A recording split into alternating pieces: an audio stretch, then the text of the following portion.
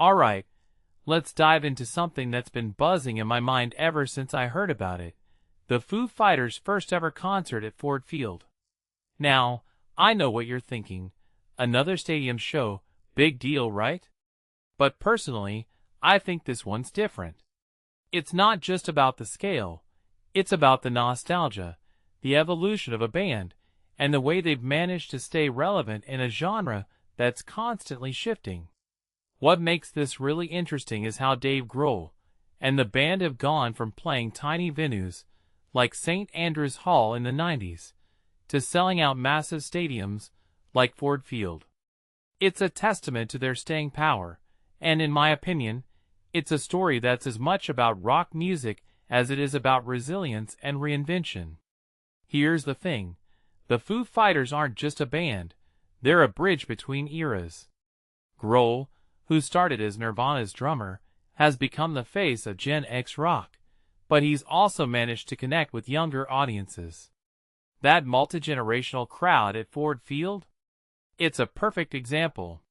What many people don't realize is how rare that is in rock music today. Most bands either stay stuck in the past or fail to resonate with new listeners. But the Foos? They've cracked the code. From my perspective, it's because Grohl isn't afraid to embrace the tropes of rock while also winking at them. He's like the Jack Black of rock, self-aware, but still completely committed to the performance. Now, let's talk about the set list. Nearly 3 hours, 31 songs. That's a marathon, but it's also a masterclass in pacing. They kick things off with All My Life, which, if you take a step back and think about it, is a perfect opener. It's frenetic, it's raw, and it sets the tone for what's to come. But what really stood out to me was how they balanced the hits with deeper cuts. Songs like No Son of Mine, a punk metal banger with a Motorhead vibe, show that they're not just resting on their laurels. This raises a deeper question. How do you keep things fresh after 30 years? The Foo's answer seems to be by constantly evolving while staying true to their roots.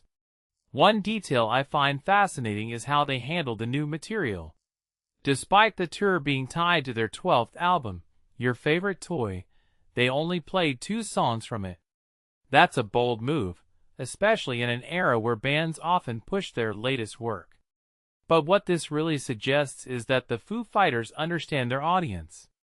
They know people came to hear the classics, and they're confident enough to give them what they want while still sneaking in a taste of the new. It's a balance that's harder to strike than it looks. Now, let's talk about the elephant in the room, Taylor Hawkins. This was their first Detroit show since his passing, and the way they honored him was both heartfelt and fitting. That extended rendition of Aurora? It wasn't just a song, it was a moment. Elon Rubin, who's now on drums, did an incredible job, but it's clear Hawkins' presence is still felt. What this really highlights is the emotional weight the band carries, and how they've managed to turn that into something powerful rather than paralyzing. And then, there's the opening act, Queens of the Stone Age. Josh Hum's rebellious energy was the perfect counterbalance to the Foo's polished performance. His rant about parking prices and public cameras? Classic rock rebellion. But it also made me think, in an age where everything feels corporate and sanitized, is there still room for that kind of raw, unfiltered attitude? Personally, I think there is, and the fact that both bands brought it to a massive stadium show gives me hope for the future of rock. Finally, Grohl's story about his first time in Detroit? That's the kind of thing that sticks with you. Leaving their gig payment on a gas pump and having it returned? It's a small moment, but it speaks volumes about the connection between the band and the city. What this really shows is that rock music isn't just about the songs.